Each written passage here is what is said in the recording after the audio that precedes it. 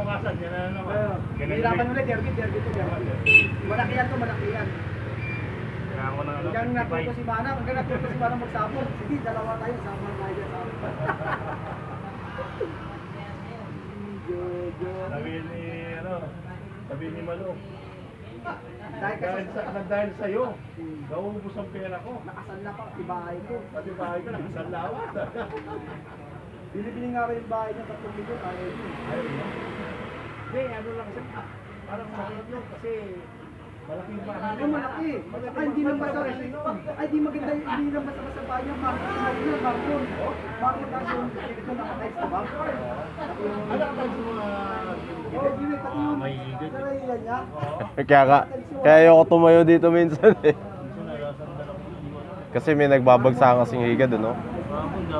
Sino ba nadali dito? Si Imak, di ba? Eh si ano, si Glenn. Ewan ko si Glenn, dito na dami. Ay, hindi. Si Glenn pala dun sa kanila. Sa kanila pala yun. Pero nung nakaraan dito, ang dami dyan sa pader. Ay, hindi pala siya mali. No, nakarami ka na yata, Chard, no? Ha? Puta.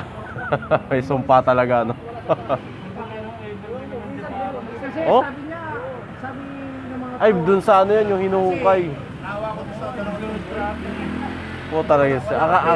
Akala mo sa kanto lang. Walang yan, ano yan. Yung backlight ko nga, nagkakatansin eh. Putang. Kasi babae. Nakatakong naman. Gano'n ka katagal na ipit dun? Wala isang oras. Putan. Buenas, puta. Yung mga nasa lubong ko,